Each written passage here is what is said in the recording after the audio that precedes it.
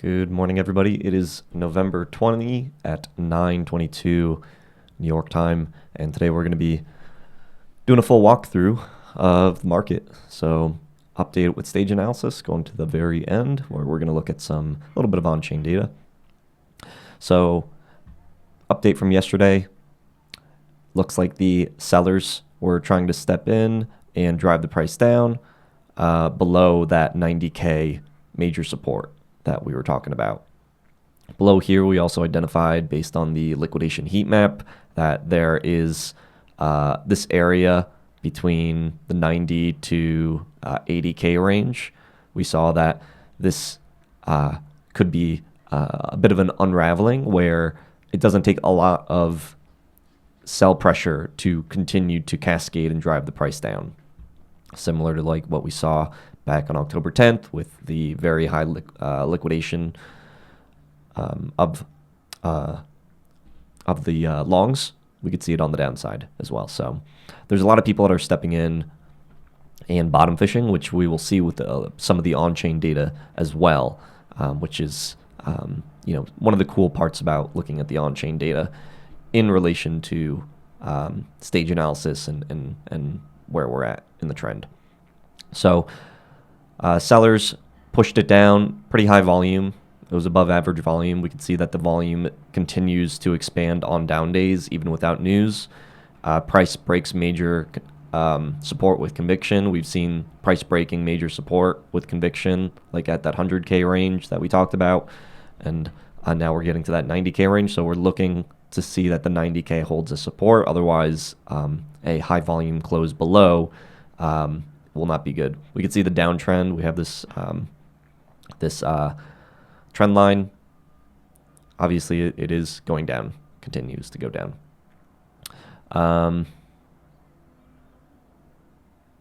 PCT rating is D, so we could see that we also put in another 52-week low. These 52-week lows are more common in bear markets. So it's interesting to see it as it is,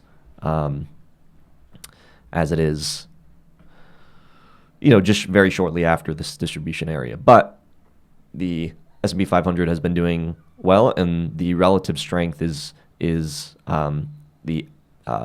Bitcoin is related to the S&P, so the S&P 500. So S&P 500 has been on a tear. It's been leading this stage 2 uptrend.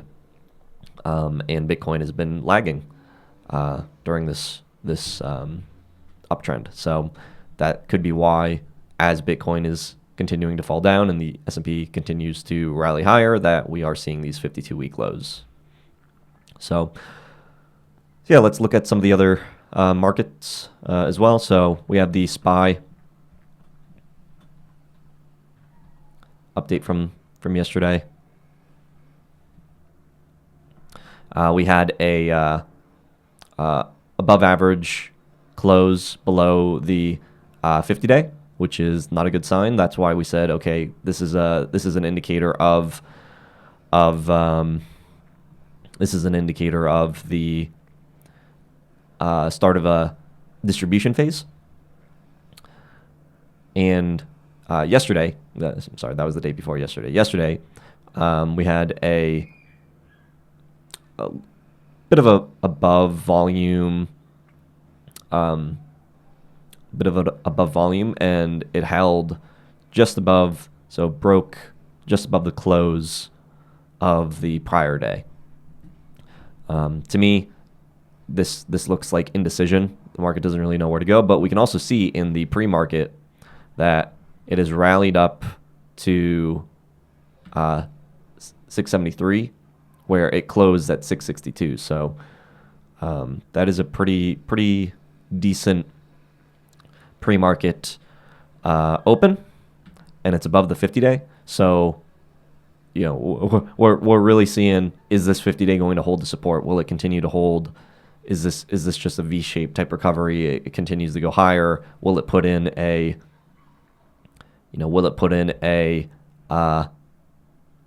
higher high, or will it put in a lower high? And so that's what we're watching for. and to see the volume. Is it going to hold, or is it going to shoot back down? Is it going to get tight right here and then continue on? That's what we're watching for. The Russell 2000, so these are the small cap stocks. We can see that the Russell was actually leading the S&P 500, the SPY. It started to break down a few days before the SPY did. We could see that high volume closed below the 50-day. Some rallies, but we can see here that it closed similar to the SPY, lower, but we also do have a pre-market pump. I also think that it's kind of interesting because when we look at some of the top crypto coins, we could see that small caps, those very small small cap alts, were also performing some of them were performing really well. So could this just be a bottom fisher trying to step in, or could it be that this is just more exit liquidity coming into the market?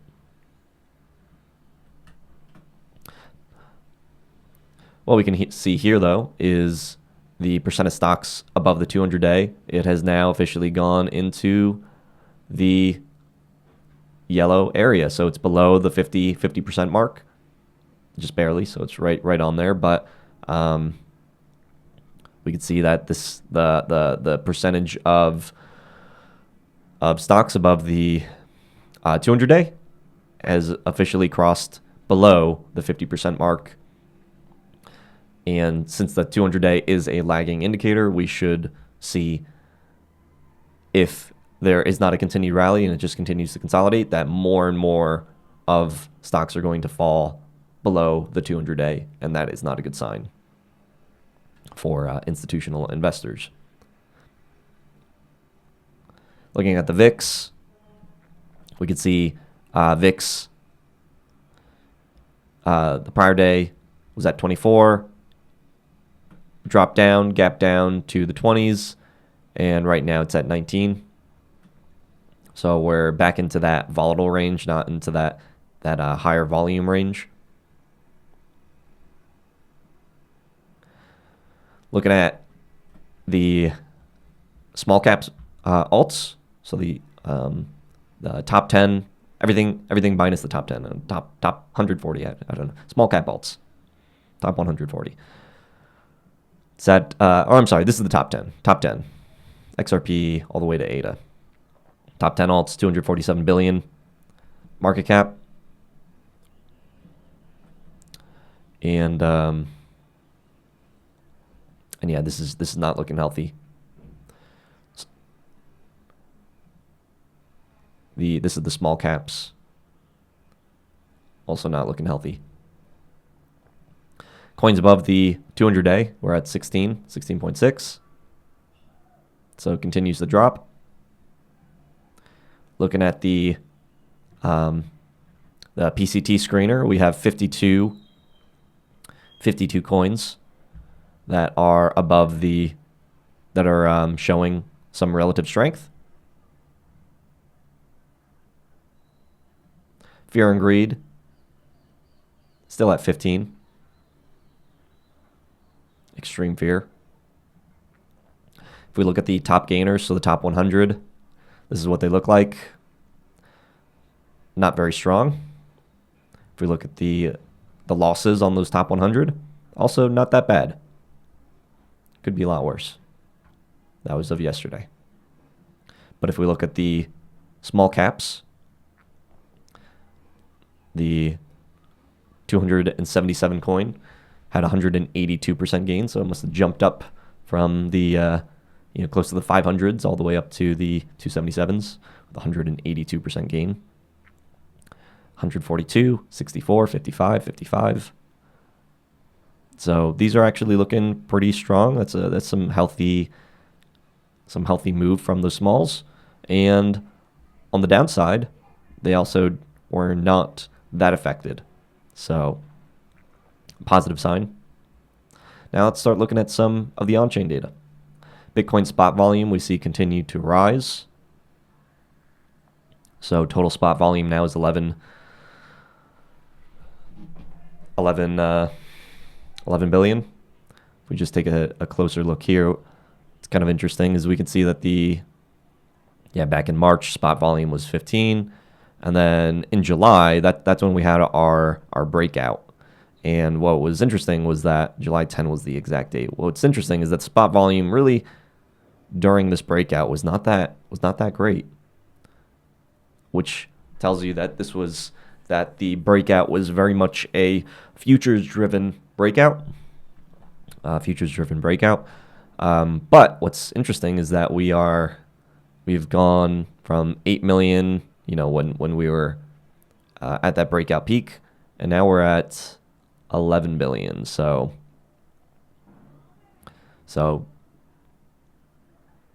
and then we can also see after the liquidation cascade on, I believe it was October 10, spot, that's really when these bottom fishers started to come in on the spot. And we could see that it's the sell is 5 billion and the buy volume is 5 billion. So pretty equal buy and sell right now. Aggregate volume. So going back, just to show you what we were talking about, July 10. That July 10 time frame when that breakout initially occurred, and to show you what I'm talking about with the breakout, it was this breakout right here. This is when we thought things were going up, we're going to the moon, and then we quickly got shot down and started this distribution sideways action, July 15. So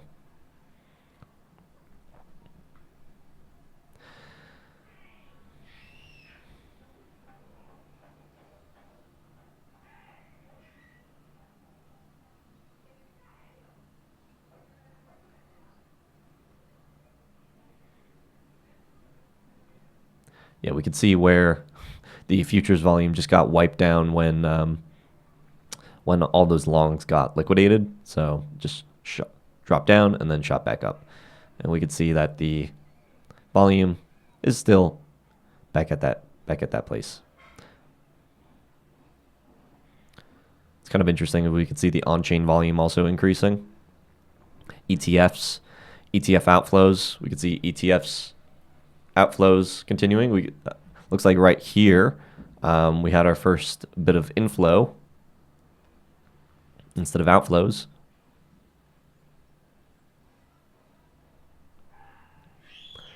The revived supply breakdown by age. I think that this is pretty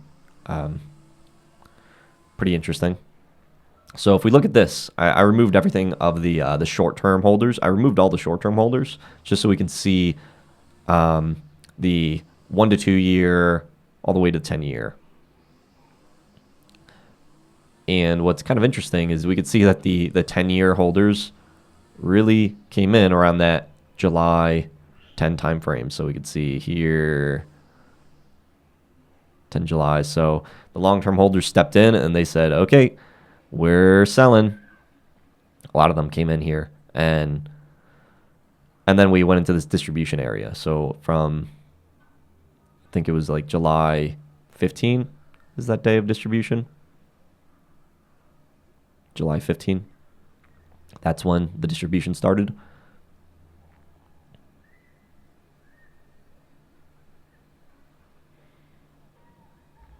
So July 15.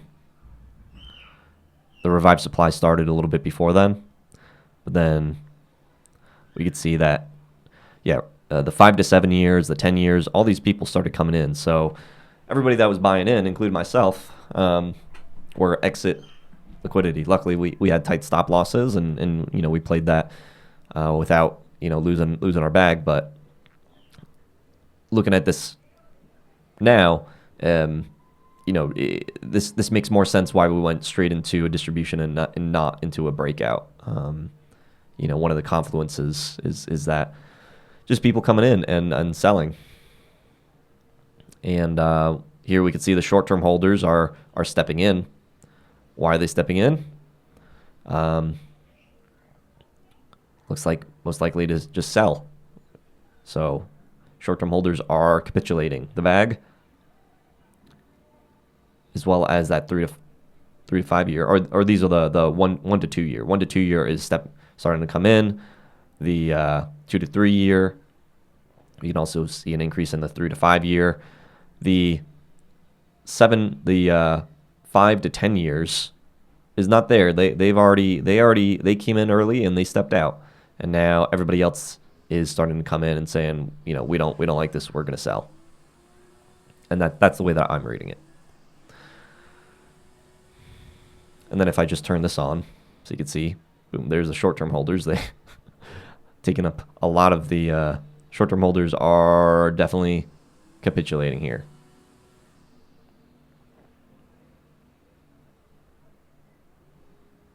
Realized profit and loss. We can see that the profit and loss looks like it is meeting itself right here. Looks like the loss is actually officially started to cross above the profit. So more people are in loss than they are in profit, which is pretty interesting. How is that going to play out? We shall see. But when we look at some of the other instances, I mean, that's going back 2021, but even if we just go back to maybe this area here, you can see that it was similar. It crossed up, shot back down, and then that was the April of 24 timeframe. So this was right before that rally, that V-shaped type recovery that we saw.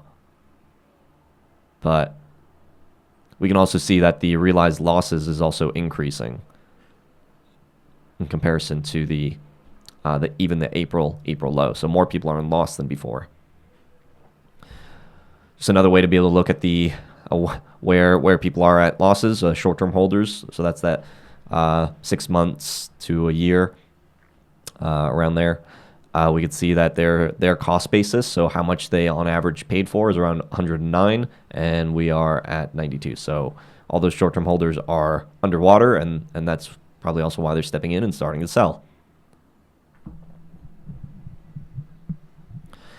Now looking at some of the degens, the future open interest.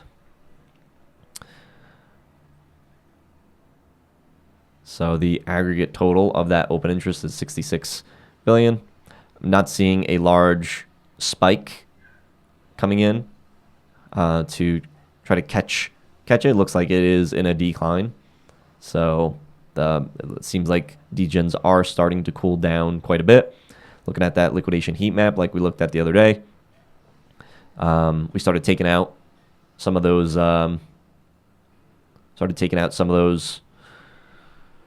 those longs as it's driving lower, and we still have a bit of room to go. Looks like we can get down to that 83, that 80 area. But it's definitely heavier here. Bitcoin liquidation volume.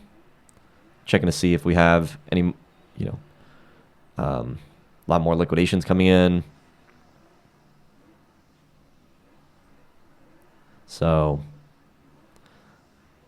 looks like shorts got liquidated a bit, but also a lot more longs. So there's a lot more longs that are coming in that are getting liquidated. Long liquidations as of yesterday were about 174 million, where the short liquidations were about 62 million. So longs are continuing to get wrecked. Longs are continuing to get wrecked. And the perpetual futures funding rate, we can see that it is increasing. So yeah, that is the full rundown update for today. We'll wait and see. It is 8:40. Let's just see if any news since the market opened.